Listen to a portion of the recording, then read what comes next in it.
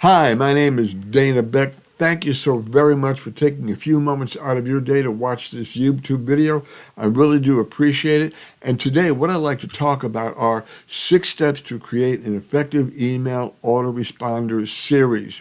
And this is step number 3, choosing the right email marketing software. Now, in 2 previous YouTube videos, I talked about step number 1, choosing an outcome or choosing a goal for your autoresponder. Then step number 2, segmenting your list using your autoresponder. And again, in this video, what I want to cover is choosing the right email marketing software.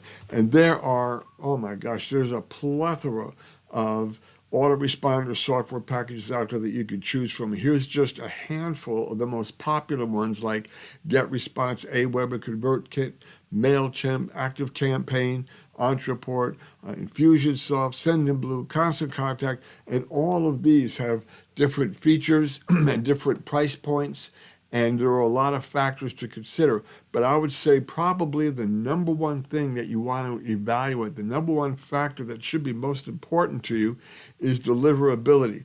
And obviously, the main and most important factor to consider when evaluating an autoresponder is the deliverability rate and how your emails that you're sending out using your autoresponder, how many of them are ending in the inbox as opposed to, the spam folder. And so again, how well are they delivering? How well are they getting that email yours in that inbox? And again, instead of the spam folder. So deliverability is probably one of the number one factors, because what's the whole point of having an autoresponder if your emails aren't getting to the recipients? So again, deliverability is something that you really, really want to be aware of for any autoresponder package that you're considering.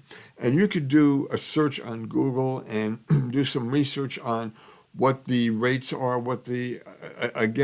how any autoresponder package is rated as far as their deliverability. And so you can pretty much easily find that information out. But again, industry standard is the deliverability should be around 90 to 95% of the emails you send out should end up in the inbox. Well, what's another factor to consider? Well, another factor is ease of use. Even if you're a veteran, even if you're a seasoned entrepreneur, that ease of use is important, because you don't want to be sitting there trying to figure out how to use your autoresponder. You just want to set up your autoresponder, write the emails, boom, and just kind of, forget about it.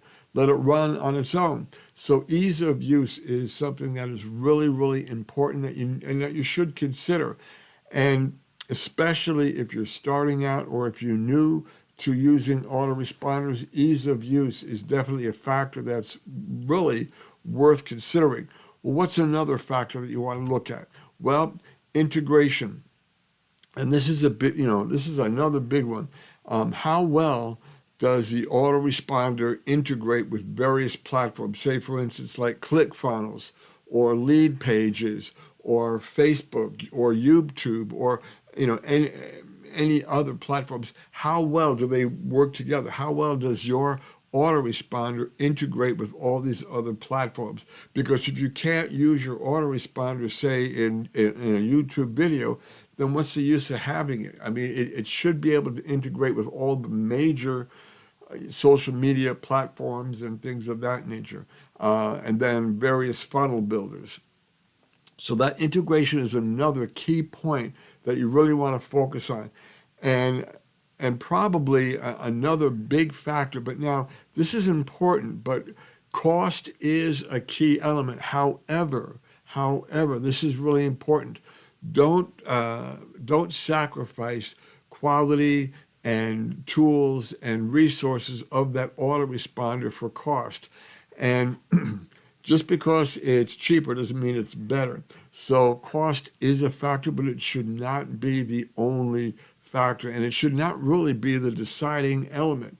The deciding element really should be, like I said a moment ago, the deliverability. That's probably the biggest one, but cost is a factor. Now, if you're on a very tight budget, there are some low-cost, less expensive autoresponders like GetResponse or like Aweber, which do a fantastic job, and they are more affordable. But again, don't let cost be the final defining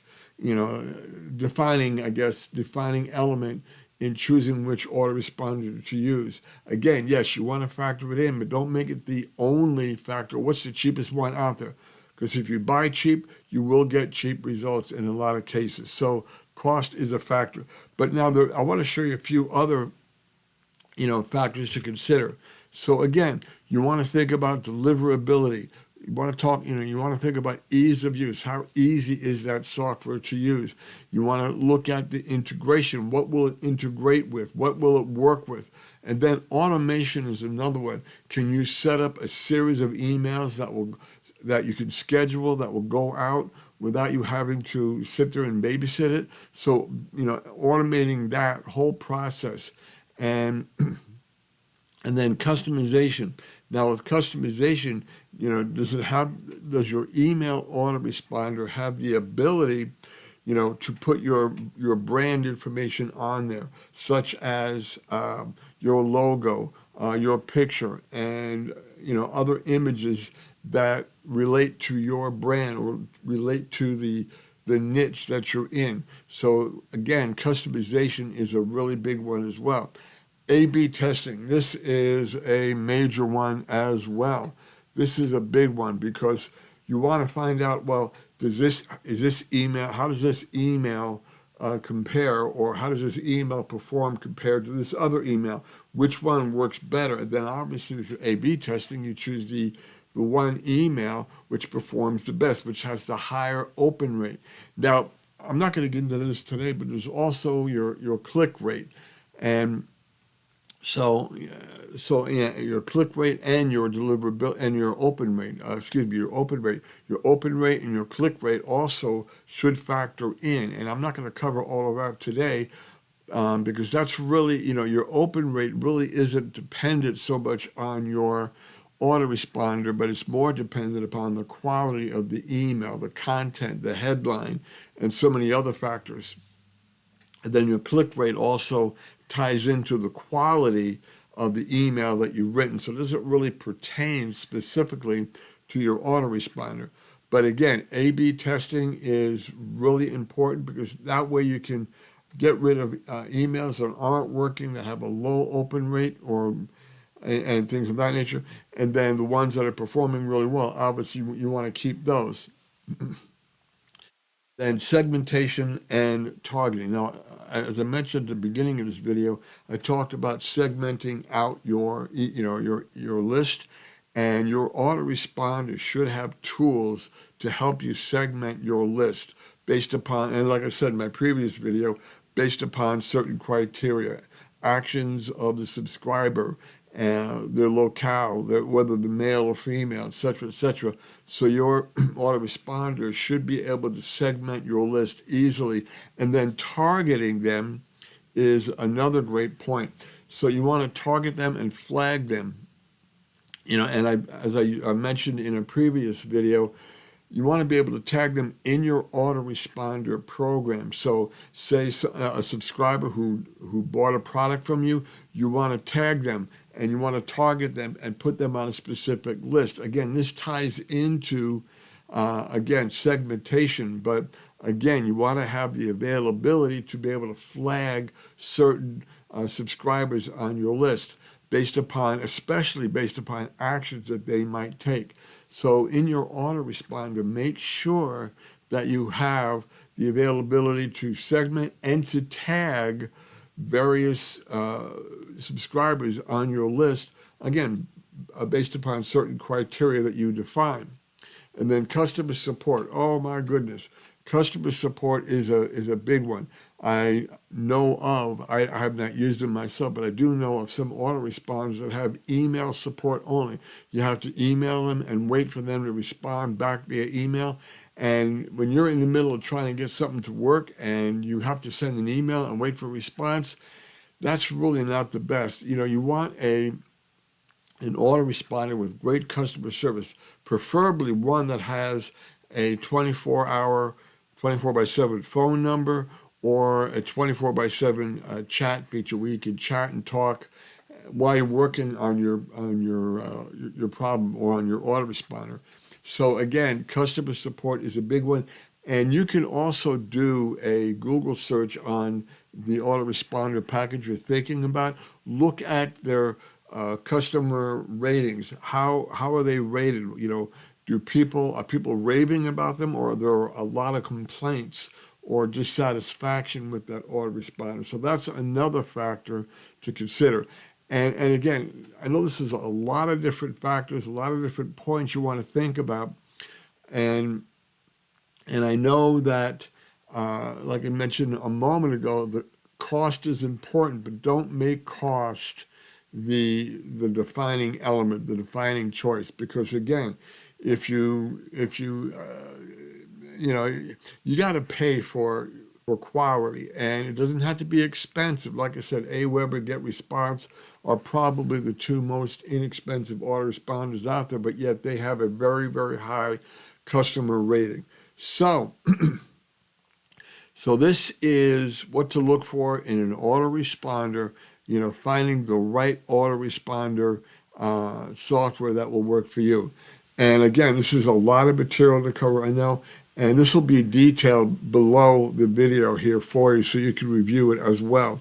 So hopefully you got value out of this. I know, like I said, this is a lot of detail, a lot of information, but again, you know, if you want to get the most bang for your buck, if you want to get the best results for your autoresponder, put the work in on the front end, and once you find the right autoresponder that's within your budget and that will do everything that you need it to do, once you get that set up, you'll have a lot less headaches. So do your homework on the front end, and then again, once you get the autoresponder going, you'll have far, far fewer headaches, and you'll get greater results. And again, there are a number of autoresponders that are out there that you can choose from. I have listed a few below this video that, you know, with links that you can check out for yourself. But so hopefully you got value out of this. And if you did, please, by all means, go ahead and comment, like, and share, and subscribe to my YouTube channel. I would very much appreciate it. And whenever you leave a comment, I always respond, usually within 24 hours. So thank you so very, very much for taking a few moments out of your day to watch this YouTube video. I really do appreciate it. And you have a tremendous day. And I will see you in my next video. Now, in my next video, I'm going to be covering mapping out your email sequence, mapping out your email series, you know, one after the other. What should the first email in your autoresponder say? And then the second one, the third one, and so forth. I'm going to map that all out for you, give you a diagram or give you an image, I guess, or you know, to capture the series, what it should look like. And again, there's no hard and fast rule. It should only be 6 or 5. You know, you can make your email series as big as you want. So I'll be getting into that in my next video. Please look for that. But in the meantime, again, please comment, like, and share. I would very much appreciate it. And I will see you in my next video. Thank you so much, and you have a tremendous day. Bye-bye now.